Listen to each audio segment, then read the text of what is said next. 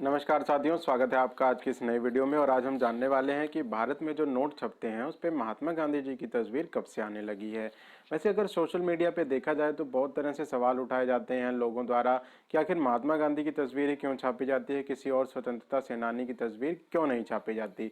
तो चलिए इस वीडियो को अंत तक पूरा देखिएगा ताकि सभी सवालों के जवाब आपको मिल जाए और साथ ही आपको ये भी पता चल जाएगा कि आखिर कब से महात्मा गांधी जी की इन तस्वीरों को नोटों पर छापा जाने लगा है। सबसे पहले 1969 में भारतीय नोटों पर महात्मा गांधी जी की तस्वीर छापी जाने लगी क्योंकि उनके जन्म को 100 साल पूरे हो गए थे, जिसमें गांधी जी को एक पुस्तक पढ़ते हुए दिखाया गया था और उनके पीछे सेवाग्राम आश्रम था। 1 रुपए के नोट गवर्नमेंट ऑफ इंडिया निकालती है समय समय पर और बाकी सभी नोट व सिक्कों को प्रिंट करने का अधिकार आरबीआई के पास है। 1 रुपए का नोट भारत की आज़ादी के बाद पहला नोट था और 1949 में इसे छापा गया था। समय समय पर नोटों पर कभी कभी अशोक स्तंभ भी लगे, कभी शेरों की मूर्तियों को दिखाया गया और सत्यमेव जयते लिखकर भी छापा गया। कभी साइंस और टेक्नोलॉजी के भी फोटो को छापा गया, जैसे कि आजकल के हम नए नोटों पर देखते हैं अलग अलग स्मारकों की तस्वीरों को छापा जाता है। चलिए बात करते हैं अक्टूबर 1987 में, जब 500 रुपए का नोट जारी किया गया था जिस पर अशोक स्तंभ व महात्मा गांधी दोनों की ही फोटो थी। और साल 1996 में महात्मा गांधी सीरीज के नोटों को छापा जाने लगा पहली बार, जिसमें सभी नोटों पर महात्मा गांधी जी की तस्वीर थी।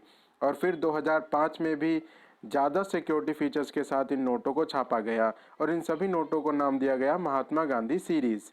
और 8 नवंबर 2016 को इस सीरीज के जो 500 और 1000 के नोट थे उसे प्रधानमंत्री नरेंद्र मोदी जी द्वारा बंद कर दिया गया। ये कहकर बंद किया गया था कि इससे जो काला बाजारी है या फिर ब्लैकमेलिंग चल रही है नोटों की, ये सब रुक जाएगा और जो काला धन है उसका जो सर्कुलेशन है वो भी रुक जाएगा। चलिए बात करते हैं 1996 से पहले 1987 में महात्मा गांधी की तस्वीर जो छपती थी वो किस तरह से छपती थी। दोस्तों, महात्मा गांधी की जो तस्वीर थी वो एक वाटर मार्क के रूप में छपी जाती थी और वो भी बाईं ओर छापी जाती थी। और 1996 से अशोक स्तंभ की जगह महात्मा गांधी जी की तस्वीर को दाईं ओर छापना शुरू कर दिया गया और बाईं ओर वाटर मार्क के साथ अशोक स्तंभ को छापा गया। और जो तस्वीर हम लोग देखते हैं महात्मा गांधी जी की इन सभी नोटों पर, वो असल में वायसराय हाउस यानी कि जो आज का राष्ट्रपति भवन है उसमें 1946 में खींची गई थी, जिसमें उनके साथ फ्रेडरिक पैथिक लॉरेंस खड़े हुए हैं और ये यहीं से फ़ोटो ली गई थी। फ़ोटो खींचने वाला कौन था इसके बारे में कोई जानकारी नहीं मिलती, लेकिन ये जो फ़ोटो ली गई है ये वहीं की है। अब देखिए बात करते हैं जो सबसे विवादित मुद्दा लोगों ने खड़ा किया सोशल मीडिया पर, या फिर लोग प्रश्न पूछते हैं कि आखिर महात्मा गांधी की तस्वीर को क्यों छापा जाता है। तो देखिए इसका जवाब है, स्वतंत्रता संघर्ष के दौरान जितने भी नेता हुए उनमें गांधी जी सबसे ज़्यादा फेमस और लोकप्रिय थे और पूरी दुनिया ने उन्हें महान नेता के रूप में मान्यता दी थी। और सन 2014 में तत्कालीन वित्त मंत्री अरुण जेटली ने लोकसभा में एक लिखित जवाब में कहा था कि यह फैसला आरबीआई का होता है कि नोटों पर महात्मा गांधी की तस्वीर होगी या किसी और की, क्योंकि तस्वीर महात्मा गांधी जी की इसलिए भी छापी गई क्योंकि भारतीय विचारधारा और संस्कृति के सबसे बड़े प्रतिनिधि गांधी जी ही हैं। यह बात भी सामने आई कि दूसरे स्वतंत्रता सेनानियों की तस्वीर को क्यों नहीं छापा गया या फिर किसी और की तस्वीर को यहाँ पे क्यों नहीं छापा जाता।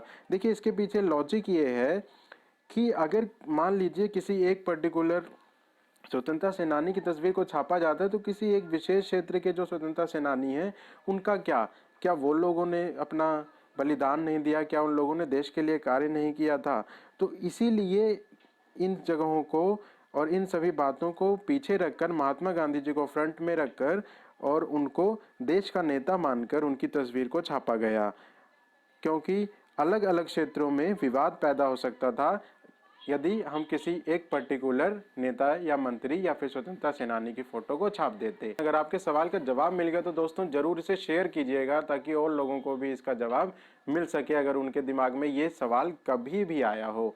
तो वीडियो को जरूर लाइक कीजिए, शेयर कीजिए, चैनल को सब्सक्राइब नहीं किया तो सब्सक्राइब बटन दबा दीजिए और मिलते हैं हम किसी और नई वीडियो में। तब तक के लिए जय हिंद, वंदे मातरम, नमस्कार।